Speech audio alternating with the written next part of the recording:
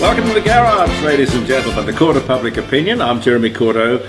Peter Clayton's behind the camera. Now, if you maybe just tuning in for the first time, this is homemade, handmade television from the heart. Everything these days seems to be from the heart, but that's not a bad thing. It's a program where we look at the events of the past, a few dates and a bit of history, nostalgia, but most importantly the stuff that's going on today. And speaking of that, on yesterday's Court of Public Opinion, I was talking to you about the confusion I was feeling about this problem we're having with the Murray River. Not enough water in the Murray River for ecological purposes after the greatest flood since Noah. And I was just trying to put two and two together and make sense of it. There were a couple of little bits of news I heard about maybe we have to buy back more water rights from the farmers. Well, that was yesterday.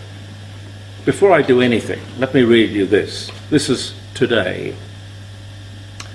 The federal government has announced that it will start a new round of water buybacks to help achieve a key target under the $13 billion Murray-Darling Basin Plan. The Water Minister, Tanya Plibersek, has told the ABC that her government will strategically purchase water in 6 catchments across Queensland and New South Wales through an open, competitive and transparent tendering arrangement. We are prepared to purchase water to fulfil the Murray-Darling Basin Plan, and we are actually opening up water purchasing now for the 49 gigalitres of water. Irrigators have been approaching us since we came into government saying that they've got water entitlements that they would like to sell to the Commonwealth. Really, Tanya? Really? I don't know what you're going to pay, but you're playing with taxpayers' money, and of course the lives of farmers and indeed a great part of the prosperity of Australia. Now, that's not to say that the Murray-Darling River Basin is not incredibly important to this country, financially, ecologically, everything, particularly South Australia. But you have to keep everything in balance. We need a healthy Murray. We need a healthy river system. Perhaps we could get rid of some of the locks and some of the dams and things like that and try to create a flow-through for the poor old river. That's another story. But we also need the farmers who depend on that water for irrigation. And I suppose, being a farmer, I've never been a farmer. Deep down, I would like to be a farmer. But I suppose if somebody is waving his checkbook in front of you and he's prepared to pay you millions and millions of dollars for your water rights, but how are you going to maintain a farm if you don't have water? I guess you don't maintain your farm, do you? You take your money and run. I don't know. I think I'm highly suspicious of the way we were softened up with the story I gave you on yesterday's program about insufficient ecological flows of the Murray, even after this great flood. And now we have this groundbreaking news on the ABC from the government that they are coming to buy back. In fact, I think on the program yesterday I suggested to you that the whole thing was designed to soften us up for another round of this expensive nonsense. But anyway, that's just me, ladies and gentlemen. It's the 23rd, and I hope it's a great day for you. 1954, on this day. Can I remember 1954? Not exactly. I suppose I would have been, 9 years old. The first mass inoculation against polio with the Salk vaccine, Jonas Salk vaccine, takes place not in Australia but in Pittsburgh, Pennsylvania. But it was about that time that we were being vaccinated. I remember there was the one that you had orally, then later on they went to other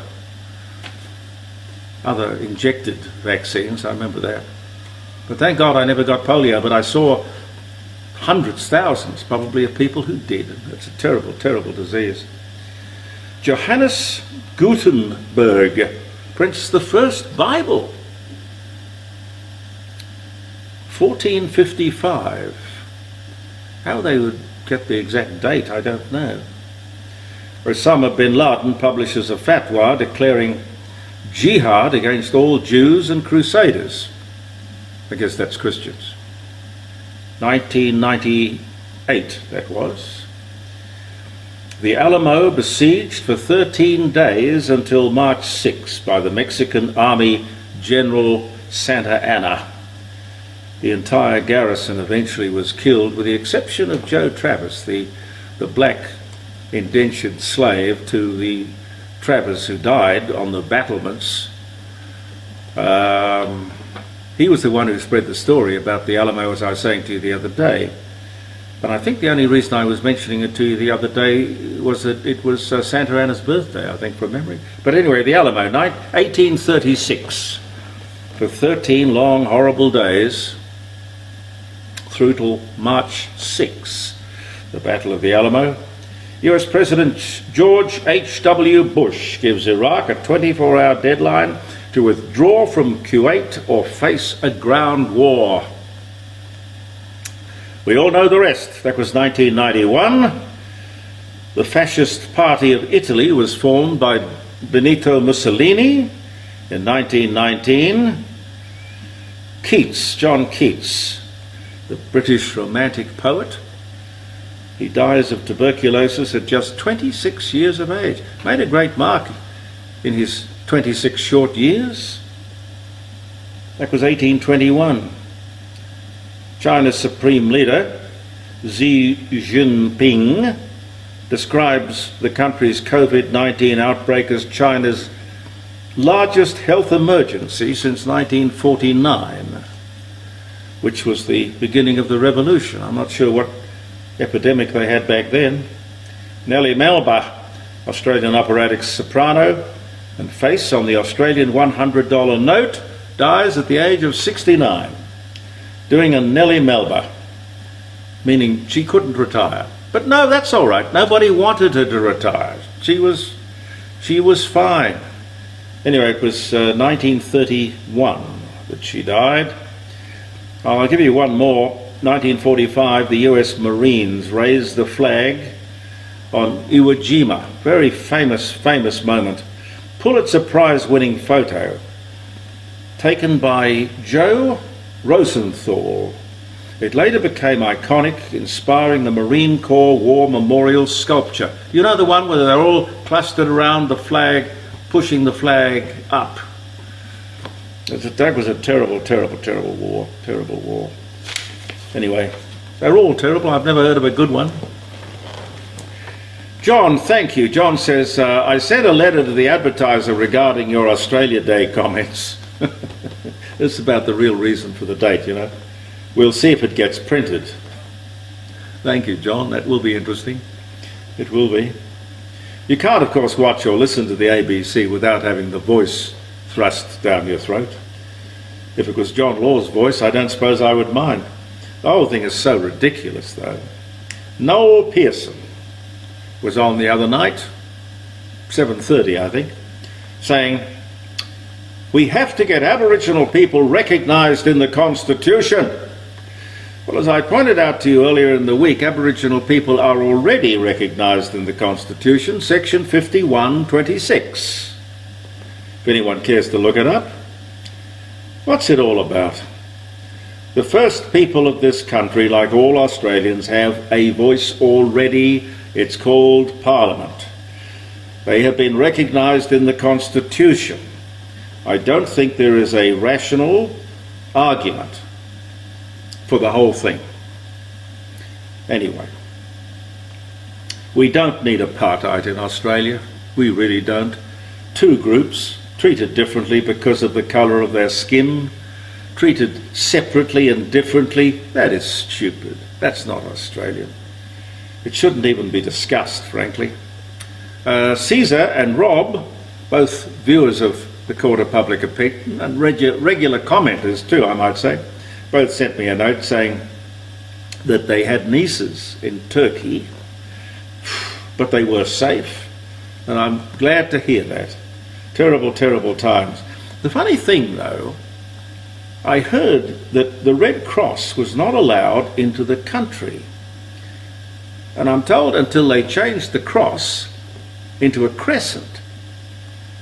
I mean, can you imagine this moment of extreme need and tragedy that you would worry about being offended by a cross?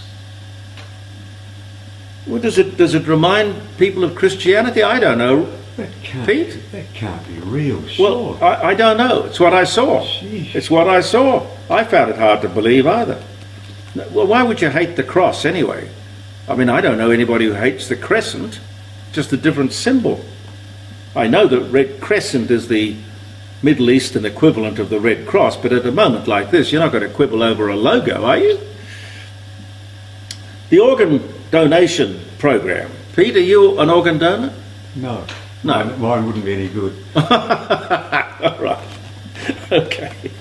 All right. Well, on your driver's license, I am a donor. Well, it's not working. 1 in 3 people is a organ donor. Now, it seems that that's what, about 36% of us are involved. We want to be a donor. Now, when you talk to people, everyone admits, apart from Pete, that it's a good idea. No one likes the idea of dying, of course, giving away his organs. It's a confronting thought. But the point is, death is a reality, it's a certainty. And as the slogan goes, don't take your organs to heaven, God knows we need them here on earth. Which I think is a great slogan. Great slogan. There's no consistency, however. Here in South Australia, it's on your driver's licence. In Victoria, they've taken it off the driver's licence. And the other thing is, it should be a simple opt-out scheme. Opt-out. At the moment, we've got to sign up, or we have an opt-in arrangement. It'll be much better just to assume everyone, upon his or her death, becomes an organ donor. I don't know that many people would object to that. Anyway, I'd run it up the flagpole and see, in any case. I am Jesus Christ.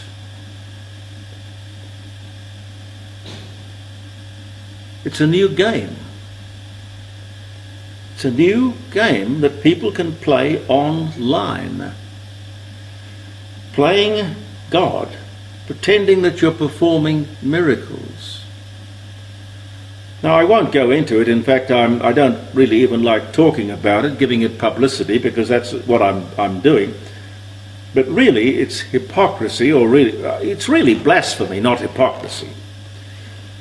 It seems it's perfectly okay, talking about the Red Crescent a moment ago, it seems it's perfectly okay to poke fun at Christianity. If you tried to do that in the Islamic faith, you would have a fatwa issued and your life would be on the line, and you insult Muhammad and you are in serious trouble. Serious trouble. You see, the Muslims take their religion seriously. Christians, on the other hand, should stop turning the other cheek, if you'll pardon the expression. Anyway, not that you're going to go out and look for the I Am Jesus Christ online game to play, but isn't that just off? I'll bet there are times when the government could kick itself for providing us with this thing called freedom of information. This is where we can do a little bit of digging, finding out the truth. And thank you to the people who decided to check up on the government and found that they are trying to distance themselves from the decision to take the monarch off the $5 note and replace him with something indigenous. An indigenous design, whatever that means. I suppose art of one kind or another. Does anyone get, speaking of Aboriginal art, does anyone ever, do you like dot paintings, Pete? No. I don't understand them. But people pay hundreds of thousands of dollars for them. I don't know, art is like beauty, it's in the eye of the beholder. But that's another story. We could do a whole program on art and how people, I think, anyway, I won't go into it now.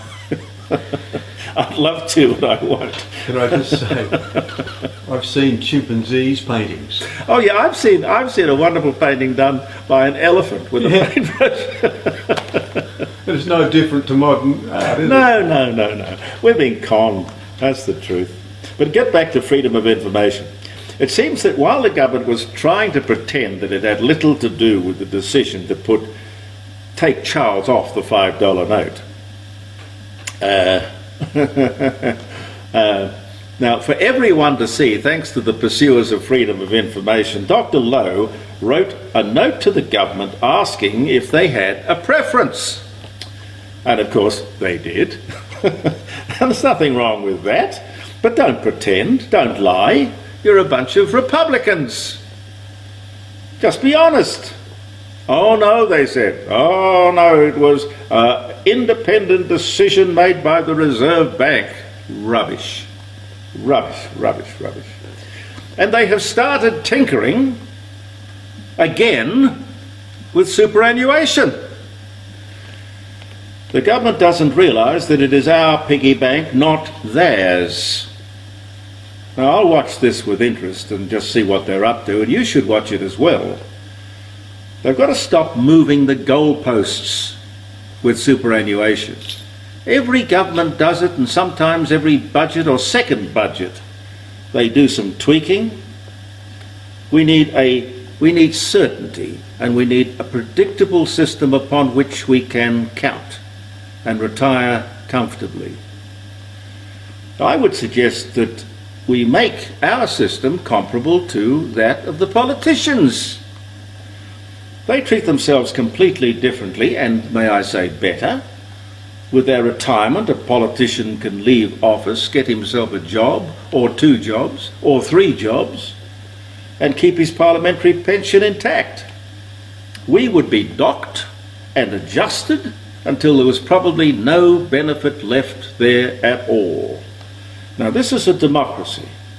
We all should have the same benefit, the same advantage enjoyed by politicians when it comes to pensions and superannuations. Everyone would vote for that, but for some strange reason we don't get the opportunity to do that, do we? And none of us, really, is particularly militant about it. And we bloody well should be. You know, Jeremy, it's the one thing that both sides of Parliament agree on. Yes. Don't touch our income. Don't touch our arrangements, our special arrangements. Oh God, ain't that the truth? Have you seen that ad for queer television on the ABC? Have you seen it, Pete? Yes. It's all sort of based on the rainbow, but anyway, it's a parade of some of the most vulgar, shocking-looking stuff I have ever seen on television. I don't know what children would make of it. I firmly believe that the national broadcaster is a disgrace on many levels, but this is a new low. Now, I know many gay, lesbian, homosexual people. Many. Men and women.